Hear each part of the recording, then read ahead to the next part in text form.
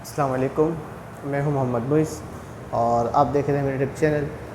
Last time ہم نے جو بات کی تھی حضرت یونس علیہ السلام کے متعلق کی تھی۔ حضرت یونس علیہ السلام جب اس دنیا میں فانی سے رخصت ہو گئے تو بنی اسرائیل میں ایک کافی عرصے بعد پھر انہوں نے اللہ تبارک و تعالیٰ سے بڑی التجا کی، کیونکہ ان کے ہاں ایسا ہوتا تھا کہ ایک وقت میں بیک وقت میں ایک بادشاہ بھی ہوگا اور ایک نبی بھی، تو اس طرح معاملہ چلتا ہوا آتا تھا۔ تو وہ دعا کرتے تھے کہ اللہ پاک ہمارے درمیان کوئی نبی کو بھیج دے ہماری اصلاح کے لیے۔ تو اللہ تبارک و تعالیٰ نے حضرت شمویل علیہ السلام کو ان کے درمیان بھیجا ان کی ہدایت کے لیے۔ جب ان کی ہدایت کے لیے بھیجا تو اب اللہ تبارک و تعالیٰ نے نبی تو بھیج دیا، لیکن اب وہی بات کہ وہ بادشاہ اور نبی، اب نبی تو آ گئے لیکن بادشاہ کے لیے وہ پھر حضرت شمویل علیہ السلام کے پاس آتے کہ بھائی کوئی بادشاہ مقرر کر دے ہم میں سے کہ ہم کسی جگہ لڑنا ہو تو کیا کریں گے۔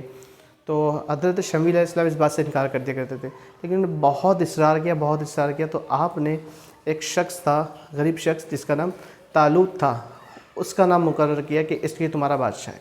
تو وہاں کے جو لوگ تھے، امیر لوگ، وہ اس بات پر غصہ ہونے لگے کہ یار یہ غریب بندہ اس کو بادشاہ کیسے بنائے، اور جبکہ ہم اس بات کے حقدار ہیں، ہم بادشاہ بنے، لیکن ہمیں نہیں اس کو اٹھا کے رکھ، اس کے بادشاہ کی باری آ گئی ہے۔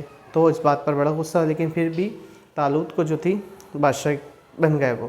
لیکن انہوں نے کہا چلے اگر طالوت کو ہم بادشاہ مان بھی لیں تو کس وجہ سے مانیں، اس بات پہ کوئی سچائی کیسے کہ اللہ تبارک و تعالیٰ کی طرف سے ہم حکم آیا کہ یہ بادشاہ ہے، ہم کیسے مانیں۔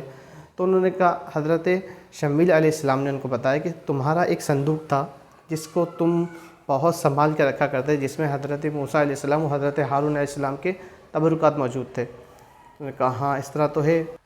جو صندوق تھا وہ صندوق جالوت کی قوم کے پاس تھا، وہ اس وقت ان کے اگینسٹ جو سامنے کی اپوزٹ سائڈ تھی وہ قوم تھی۔ تو جالوت کی قوم نے جو تھے انہوں نے کہا بھائی یہ صندوق ہمارے لیے بیکار ہے، اس کو اٹھا کے پھینک دو۔ جیسے ہی صندوق کو پھینکا تو وہ طرح طرح کی بیماریوں مبتلا ہو گئے، پھر یہ ہوا کہ انہوں نے کہا بھائی ایک کام کرو، اس صندوق کو ایک بچڑا لاؤ، اس کے اوپر رکھو اور واپسی وہیں بھیج دو جہاں سے یہ لائے ہیں۔ تو وہ صندوق کو رکھتے ہیں اس بچڑے پر اور بچڑے کو واپسی روانہ کر دیتے ہیں بنی اسرائیل کی طرف۔ جب وہ صندوق بنی اسرائیل تک پہنچتا ہے تو پھر وہ ماننے لگ جاتے ہیں کہ ہاں طالوت ہی ہمارا حکمران ہے، ہمارا بادشاہ ہے۔ تو پھر اس دوران طالوت کی اور جالوت کی جو قوم تھی وہ آمنے سامنے ہوتی ہے۔ طالوت کہتا ہے کہ بھائی اگر کوئی شخص جو ہے اس قوم کے جو بڑے بڑے بادشاہ ہیں ان کو مار دیتا ہے تو میں اس کو اپنی بیٹی سے نکاح بھی کراؤں گا اور اپنی آدھی سلطنت بھی دوں گا۔ تو اسی دوران حضرت داؤد علیہ السلام سامنے آتے ہیں اور حضرت داؤد علیہ السلام کہتے ہیں کہ میں کروں گا۔ تو حضرت داؤد علیہ السلام جس طرح ہم لوگ کبھی گلیل استعمال کرتے ہیں تو اس طرح کے معاملہ وہ طرح طرح کی چیزیں استعمال کیا کرتے تھے اس وقت کے لوگ۔ تو حضرت داؤد علیہ السلام 3 پتھر اٹھاتے ہیں اور 3 پتھروں سے 31 لوگوں کو مار دیتے ہیں وہ، جس میں وہاں کا وہ بڑا جو ان کا ظالم کہا جاتا ہے کہ بڑا جنگجو تھا اس کو ہی مار دیتے ہیں۔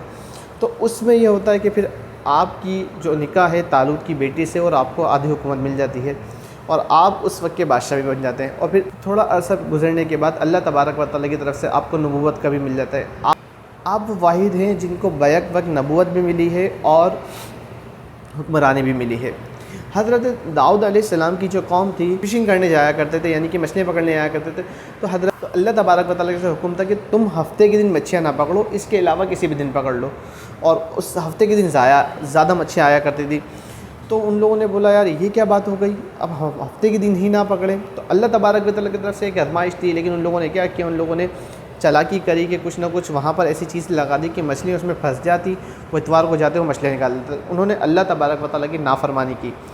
اس نافرمانی کرنے کی وجہ سے اللہ تبارک و تعالیٰ نے ان تمام لوگوں کو جو اللہ تبارک و تعالیٰ کی نافرمانی میں شامل تھے، حضرت داؤد علیہ السلام کی قوم، ان تمام کو بندر نما شکل میں تبدیل کر دیا۔ ان پر یہ عذاب آیا اور 3 دن تک بھوکے پیاسے رہے اور ہلاک ہو گئے۔ حضرت داؤد علیہ السلام کی قوم کو یہ عذاب آیا اور کچھ ٹائم تک حضرت داؤد علیہ السلام وہاں رہے، پھر آپ بھی اس دنیا فانی سے رخصت ہو گئے۔ اللہ حافظ، ہستہ لفظہ، دعا میں یاد رکھیے گا۔